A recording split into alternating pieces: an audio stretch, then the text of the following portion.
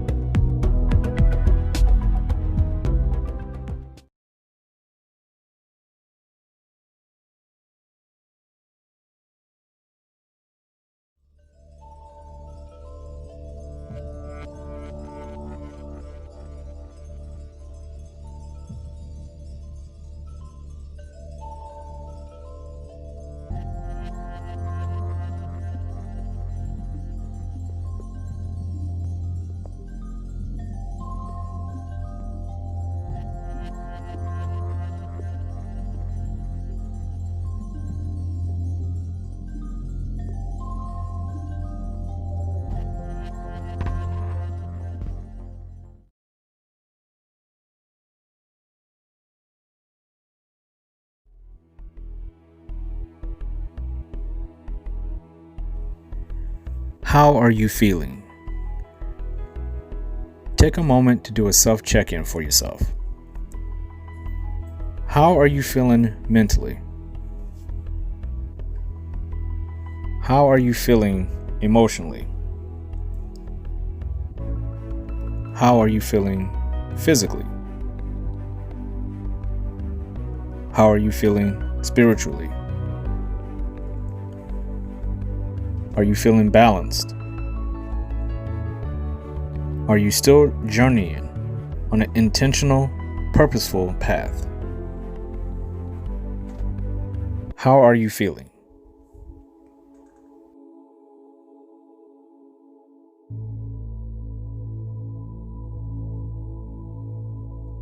Balancing yourself is a healthy daily practice that will reliably keep you in harmony with your entire mind, body, heart, and soul. Clear your mind. Take a moment of silence for yourself right now in the moment. You are here now. How are you feeling?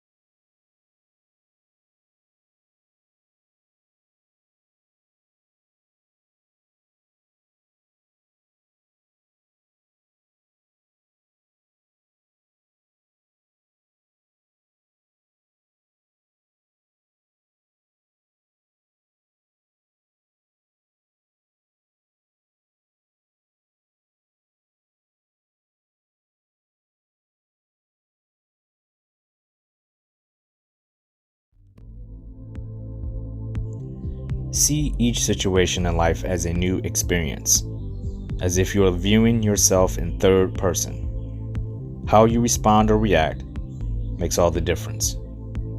You can react out of fear, or you can respond with courage. To be able to detach and see yourself, the situation, good, bad, or ugly. To see all the elements, every person, every place, everything, and be able to assess the situation in a way where you're not fooled by all the potential outcomes of that situation. You're not assuming anything. You're not over-exaggerating anything. You're not worrying about what just happened. You're just taking in the moment, what's going on. And it's a discipline thing. And it's not an easy thing to do. But that is what makes looking at yourself as if you are someone else so powerful, because you're able to really get behind the curtain, open it up, and view yourself in your own world, in your own situations, how you react, how you respond, why you shouldn't react, why you should just respond. Who are you? And why are you? These are things you can do in any situation to detach and take in some inventory, to explore a situation where you are present and kind of critique yourself in a healthy way, in a positive way, so that when the next situation arises, even if it's not the same situation, you're still prepared and you're still ready and you have confidence that you can get through it. Because you've done it before. You've seen everything from outside yourself. There's a time to be internal, but there's always a time to be external as well.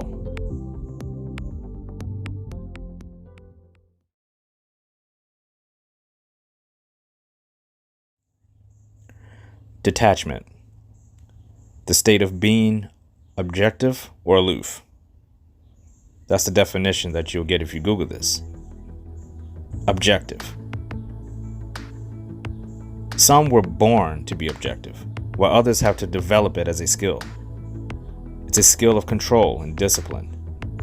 To see clearly with not just your own two eyes, but the eyes of those around you.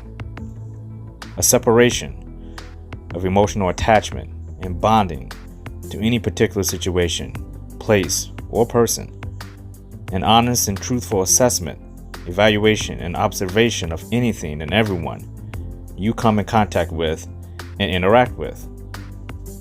This is a necessary skill to expand upon, for it grants you the opportunity to see, feel, hear, and experience what you have no control over. Detachment empowers you to confidently gauge and assess whatever situation you find yourself in and be able to react or respond to whatever rises or turns chaotic assertively. Overreacting, panicking, stressing out over the details will only lead to more stress, panic, and overreactions. The goal is to remain centered, unwavering, steady, like a mountain. What is done, forcing change is not the solution. Only the acceptance and realization that as long as you remain balanced, understanding, patient, and calm, the situation often mirrors these very attributes. People will begin to follow you because you have found peace out of the chaos. Experience and journey through life as a person who has the courage and willpower to simply step back, observe, center yourself, then take action in the moment with as little attachment as possible. Be the person who rises to the occasion objectively.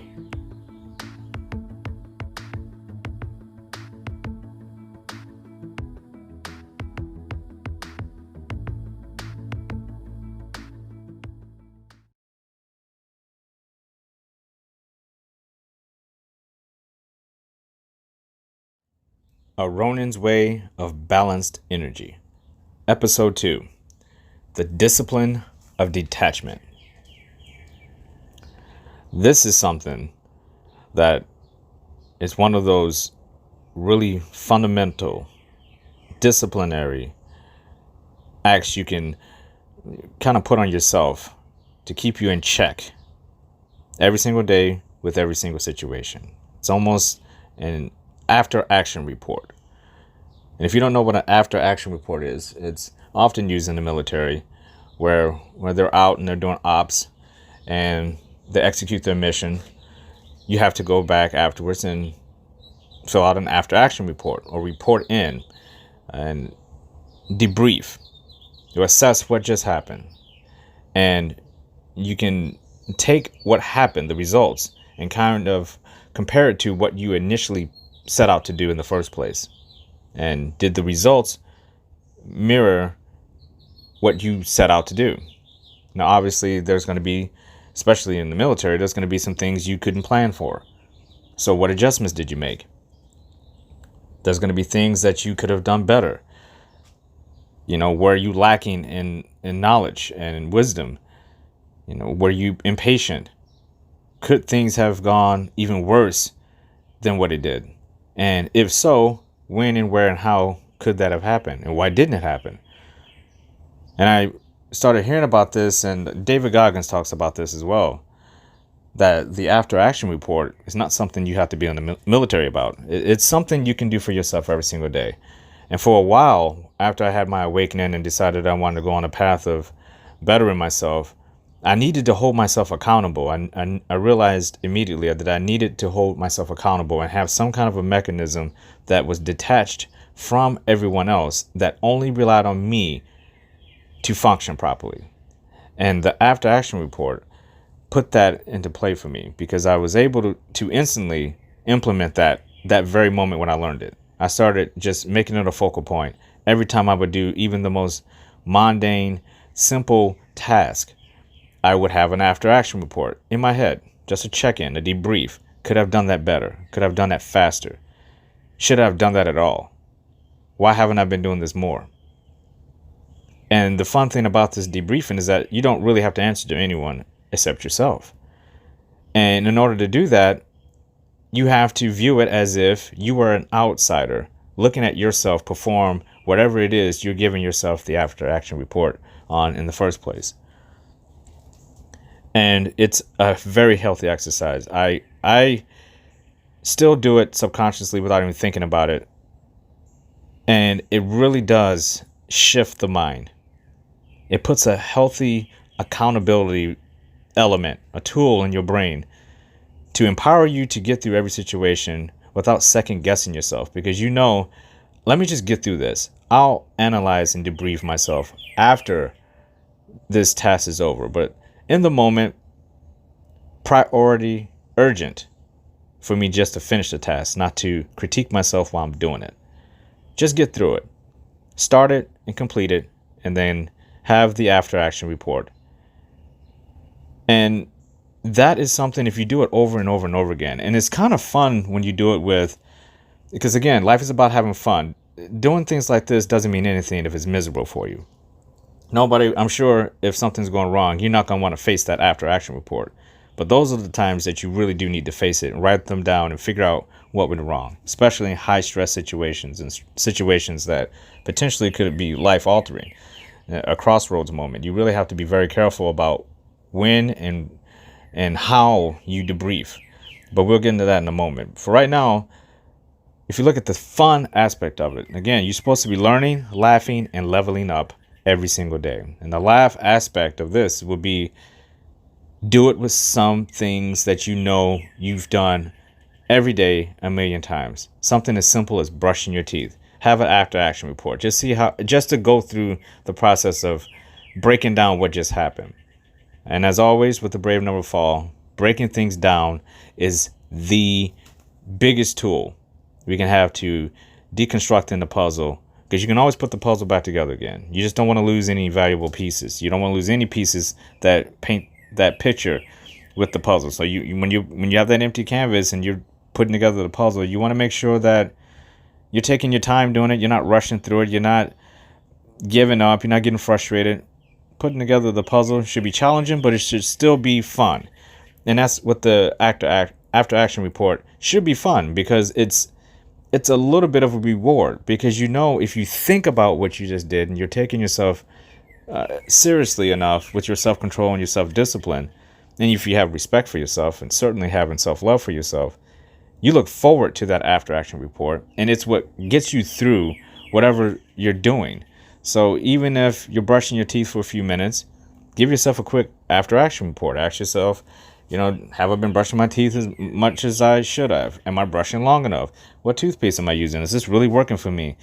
And go through just a string of those over something as simple as brushing your teeth. And you'd be shocked how many layers it is, how many things happen with something that we've been doing since practically the day we were born, at a very young age.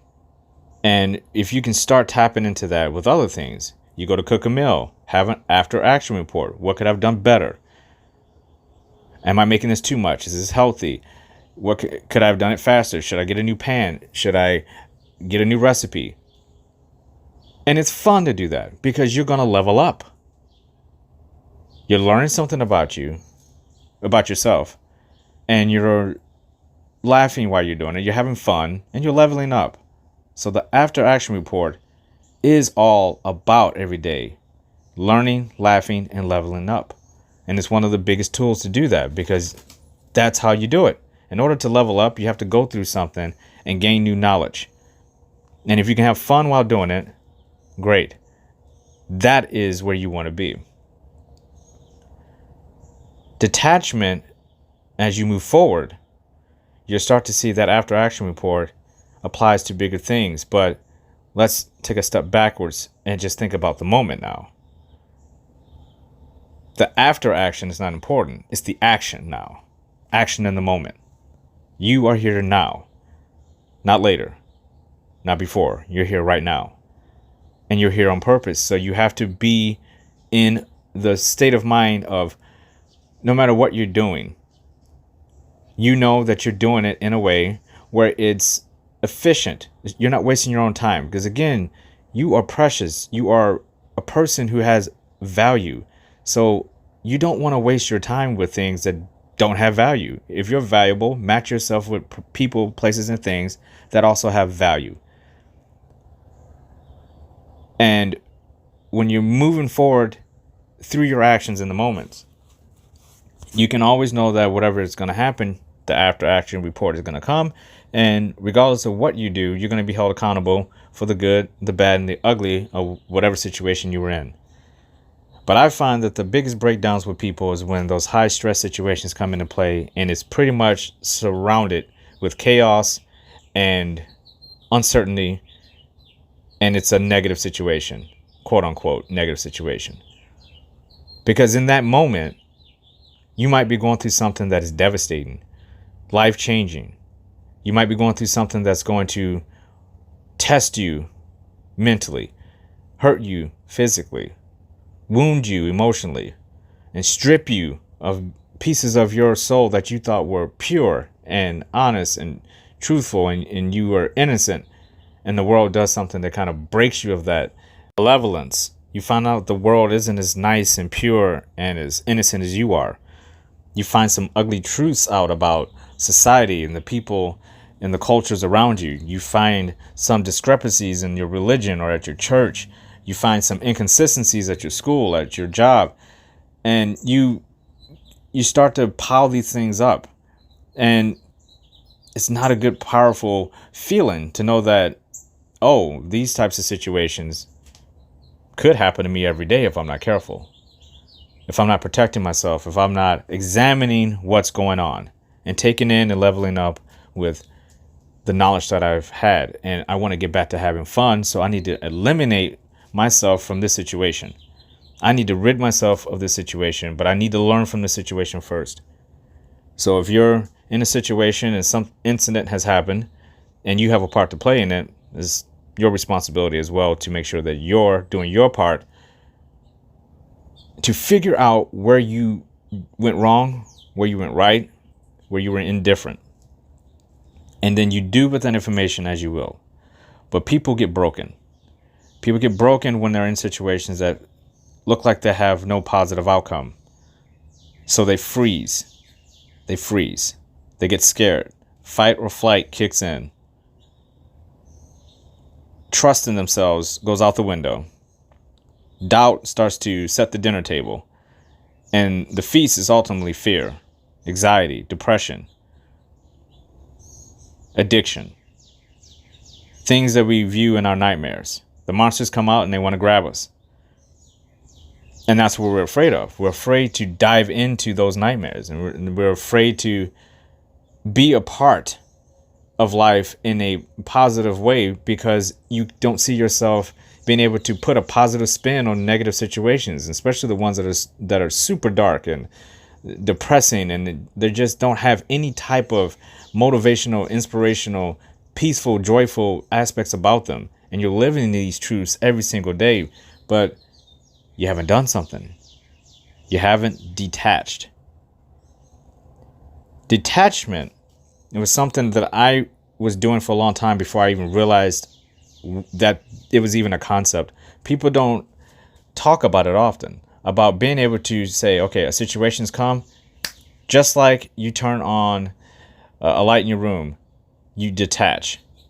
You say, okay, it's time to get to a balanced state. I got to figure out the situation right here, right now, and it will not help me if I'm in a frenzy, if I'm lashing out, if I'm panicking, if I'm not trusting myself, if I'm not honest with myself, if I'm pointing blame, if I'm getting into my ego, if I'm being overly emotional, if I'm overthinking. Detachment allows you not to do all that. It allows you to get centered and you focus on what's going on and you take in every single detail and you want to de-escalate the situation to a positive place. So you're currently in a negative situation and you just want to go through the motions of slowly de-escalating it. And how you do that is through discipline and control of yourself. To know that you have this, you've got this. And you just go through the steps. Okay, this is going on right now. What can I fall back on to get me through step A? Once you get through step A, you go to step B. And you got to put it in slow-mo. You ever seen The Matrix? Neo, when he's getting shot at by the agents, he doesn't just stand there and panic and run. He does do that in the movie at the beginning, and all it does is get him caught. He went into a panic, frenzy state. He didn't trust himself. He doubted himself. He did not believe he was the one. And he ultimately gets caught by the agents. And later in the film, once he believes in himself, he's able to just stand still, slow everything down, and he stops the bullets in midair. This is an animation, basically a Japanimation styled action movie.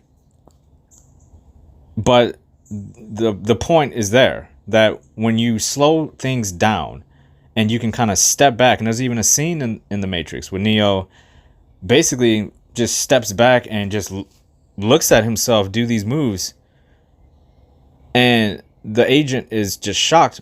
He's not shocked at all. He believes in himself now. He knows what he can and cannot do. He knows all I got to do is go through these steps and I got this. Being panicked didn't work for me before. Being worried and scared and running, flight did not work for me. I need to stand, slow things down, be balanced, and fight, and most importantly, trust myself. I have a purpose, and he did have a purpose. And when you live through purpose, you can do things like slow things down. You know that you have to get through this moment positively because you have more stuff to do. You don't have time for this negative situation to turn into a monster. You're already dealing with enough. You don't want to cause the problem of adding in another monster in your life when you don't have to. So stepping back and observing. Now, how do you do that? You have to get inside of that mind a bit. You have to say, I can't be emotional about this. If this is something I need to cry about, I can cry about it later. After action report. Cry then. During this situation, I need to be calm. I need to step back. I need to listen. I need to shut my mouth and listen. Open my eyes wide. Open my ears big. And take it all in. Feel the moment. Feel the energy in the moment with the people around you, the place and the thing. Because that negativity is going to explode. Again, the volcano. These are situations where these situations might erupt. And it's going to be violent and it's going to be chaotic. And you have to figure out what you're going to do to get out of it. And through doing the smaller things, detaching yourself from situations as like exercise. Every time I go for a run, especially long runs, I know the first couple miles I'm attached. I'm thinking about it. My legs are sore. I haven't done this in a while. I should have ran more last week. This hill is going to kill me. But once I get past mile 2, I start to say, okay, it's time to detach. And that basically means you're in the shit. Time to stop making excuses and complaining. You're not going to quit. You know you're going to hate yourself. Not hate yourself. You're going to be very disappointed in yourself and not happy with yourself if you don't finish this run. So detach. And I basically shut my brain close to being off. Now, I don't want it completely off. I'm not trying to go into a coma. But what you're doing is you're just basically turning the volume down on your brain.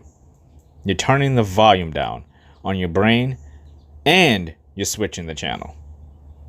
So you're getting all those stories you play in your head. You're switching the channel on that, and then whatever you land on next should be some kind of a soothing, relaxing music station. You turn that down, and you detach, and you get through it.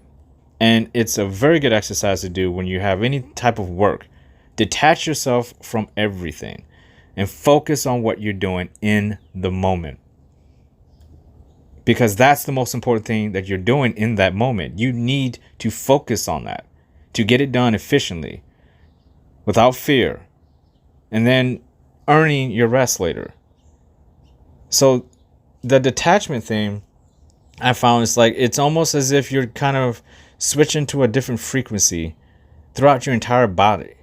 Your body is saying to you all these stories and telling you all these things that it doesn't want to do in that moment, but you can't allow that to happen. The brain is doing what it's designed to do. It's supposed to keep you safe. But getting through hard situations or situations that you would prefer not to be in, or doing something that you don't want to do, detaching from that and playing the game helps, because you got to get through it. You might as well make it a little bit of a secondary challenge. Okay, this sucks. I'm going to get through this anyway, but let's get through this quick, and let's see if I can add in something that benefits me in terms of laughing, learning, and leveling up here. I want to have a positive after action report out of this negative situation. Especially the situations that aren't your fault, when you don't see them coming. Those situations can be particularly hard because you didn't prepare for it. A lot of times we can kind of get through things if we know kind of, okay, I know today is going to suck because I got to do A, B, and C. But you don't expect H to come in, which I guess we could call hell if you wanted to, because that is going to come in and disrupt A, B, and C. And that's something you didn't plan for that morning when you got up and you were having your coffee.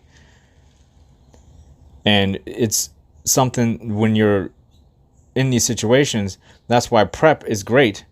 You can plan all you want, but you also have to be prepared for anything. And detachment helps a lot with people who are comfortable and they're trying to break out of that.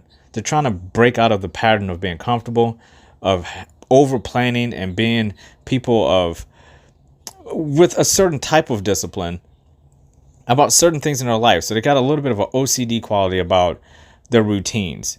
And these routines aren't necessarily great routines. They're just things that keeps these people comfortable, keeps them safe. And when they get out of their comfort zone, they freeze up, when they should be able to step back and say, okay, let's assess the situation here. Okay, there's a little bit of a hiccup here, a little bit of change in trajectory here. What are we going to do to balance this out? People who are comfortable and they're set in their ways and they have self-discipline in the wrong areas are going to struggle with this, because they don't have the mental capability of being able to step back and slow things down and trust they can get through this negative situation positively. And it's all in your head. It's all in your head. It's something that you have to say whenever situation comes up. You got to have some type of a mindset that's based on, I don't want to go through this situation and get stuck in it, but I'm in it and I have to deal with it. So what's the best solution? Let me slow down, take some breaths, detach, and get through this. If I was someone else watching myself get through the situation, how would they view me? Are they viewing me as some kind of erratic, out of control, like little rodent that's running around scared to death that a wolf's going to pick it off? Because that's what happens. And we get so frightened and uncomfortable when things pop up that we tend to just start making mistake after mistake after mistake. And they build up super fast. And the next thing you know, you're so out of control, it's going to take a while for you to recover from it. You didn't minimize the damage to begin with. You only added to it. You pour more gasoline on the fire.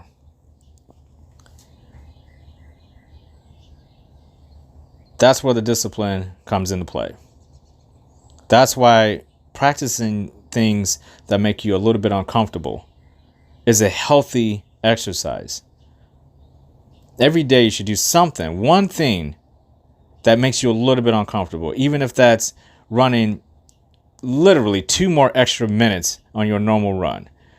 Or you spend an extra 30 minutes at work, if you can do work like that. Spend an extra 30 minutes prepping for the next day, or getting an extra assignment done at school. Whatever it is, putting forth a little bit of effort in everything you do each day covers some of that. It gets you out of that comfort zone of, it has to be this way or I'm not comfortable. You're not putting yourself through enough life experiencing situations to be able to deal with them, especially if you go 10, 15, 20 years and you've never really pushed yourself and you've been skating by and you've been super comfortable, and it only takes one thing and it disrupts all that and you weren't prepared for it because you never ever took the time to step back and say, I need to try to harden up in some areas that maybe I need to be touching on. And you won't know those things if you're not examining what you're doing every day. And people go through the motions. They wake up and they have their coffee, they have their routines, and by the time it's time to go to bed, they feel great because everything happened the way that they hoped that they happened. Nothing negative happened. And there's nothing wrong with that. I salute anybody who can get through a full day and not one negative thing happens. But over time, we know that that's not going to be the case. It's not consistent enough. Negative things are going to happen. And you have to face them, and we have to not beat around the bush about it. Negative things are going to happen, and you need to know how you're going to respond in those situations. So that's one benefit of detachment, just in itself, is that it preps you for situations where you're going to need to detach. Or if not, you'll be able just to handle it without detaching. You can just say, okay, I got this. I'm confident that this is going to be okay. I've done things like this plenty of times. It's all about confidence and reassurance in yourself. Because we also look to other people to want to play that third person party for us. Things happen and then we go to other people and say, what happened there? Did I say this? And was that wrong that I did? And it's really not up to other people to figure that out for you. At some point, they can tell you what they saw, but you need to know what you felt. You need to know what you saw. You need to see yourself through your own eyes at yourself, not through the eyes of some other vessel, a person who is most likely may not be that attached to your situation as you are. So any information they get as far as feedback to you may not be the greatest feedback in the world to begin with, because they're a little bit detached. They're living their own life. So it's extremely important that you know yourself and start with yourself, and don't rely on what other people have to say about you in these high stress situations. So that's one benefit of detachment. Another benefit of detachment is that it's going to get you to a place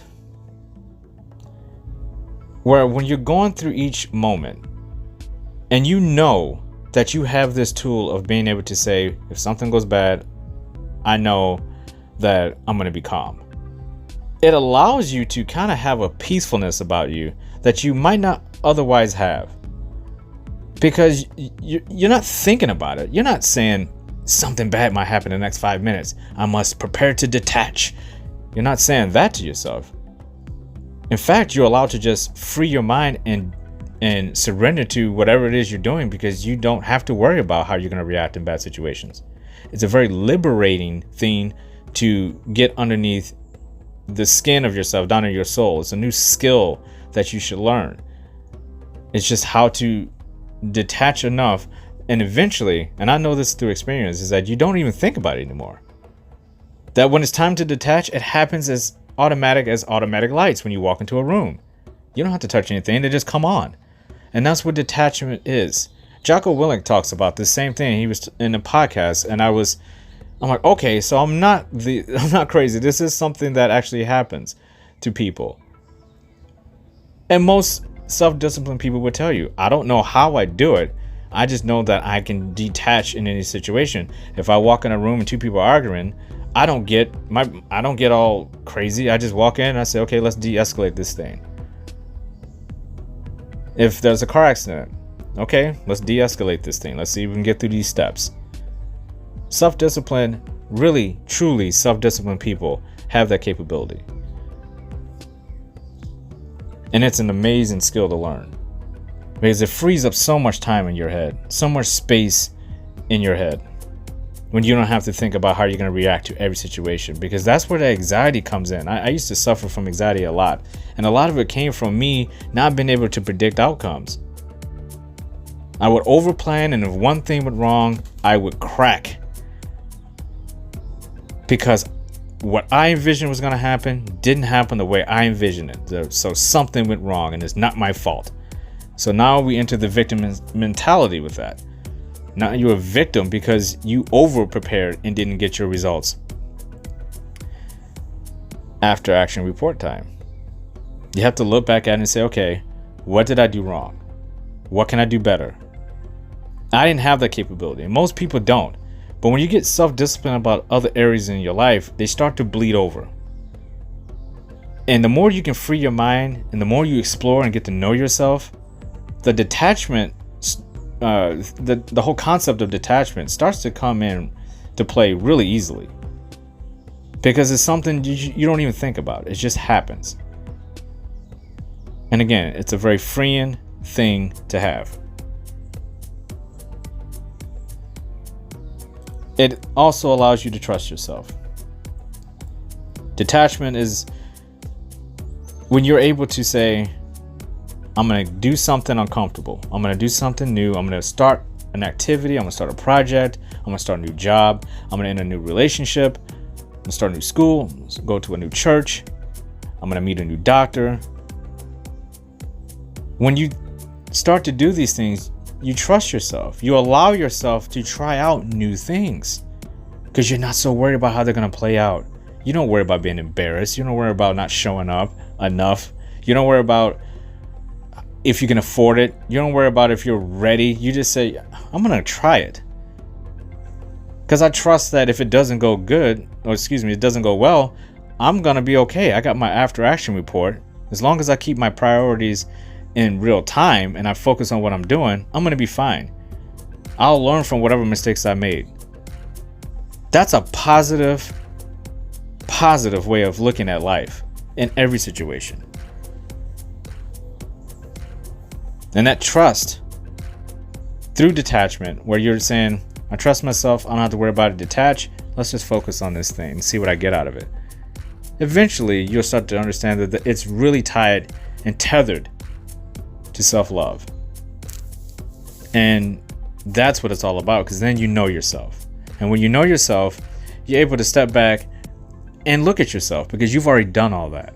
You've already done the homework on getting to step back and look at yourself and examine yourself in all these different various situations. So the skill of detachment has so many powerful things that comes along with it. So many positive aspects. And it's something we'll be talking about more in the future, because it's really important. And it goes hand in hand with self-control, self-respect, self-love, and as a whole, you leveling up.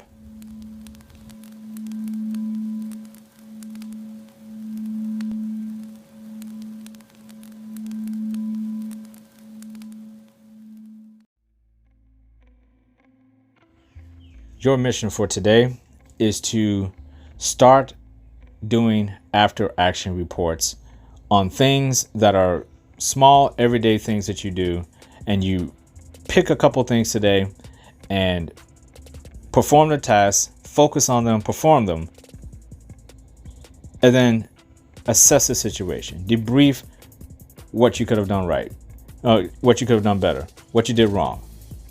What did you miss? Could have been done faster. Should you have been doing it? Should you have not been doing it? And you go through that. Pick a few of these things, these activities, a project.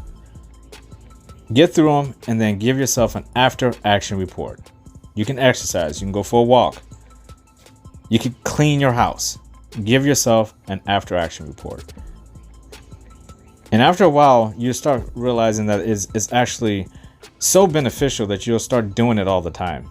You'll be just whispering in your head, could I have done that better? Could I have done that faster? Should I be doing this today? Is this priority urgent? Is this something I should be doing in the moment? And it will replace all those stories you have in your mind about all the things you did in your past and worrying about what you're going to be doing in the future. It forces you to stay in the moment. So that's your mission. Start doing after action reports that with the mindset of this is beneficial. This is something I want to add to my self-discipline because it's going to give me more self-control and it's going to help me stay in the moment and stay focused on urgent priorities to not procrastinate. And if you can start doing that every single day with most things that you do, and especially the things that are super, super urgent and priorities, you start adding these things in here, your self-discipline is going to go through the roof. The sky is not the limit. And there definitely is no end. So whatever tool you can have to help you get through all that, being present and holding yourself accountable is a great way to start that road of self-discipline.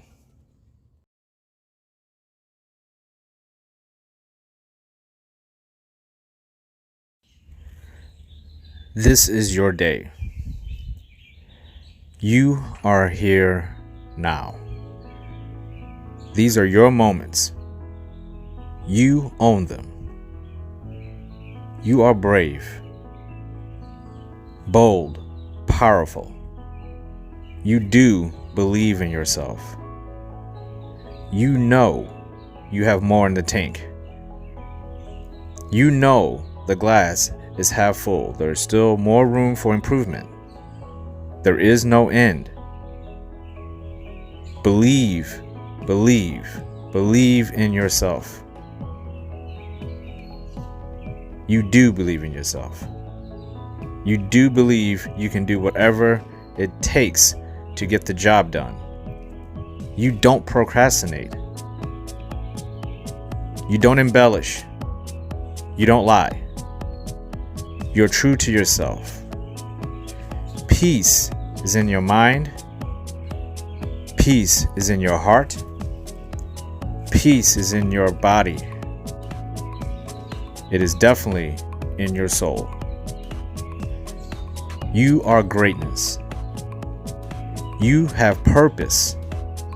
Intentful purpose. You are here for a reason. You are ambitious. You are loving. You are kind, empathetic, compassionate. You are self-love. You have self-control, self-respect. You are joy, peace, freedom, happiness. You are connected to everything in this world and in this universe. And if no one has told you this today, I love you. You deserve to hear that. Salute to you all. The brave never fall. Learn, laugh, and level up.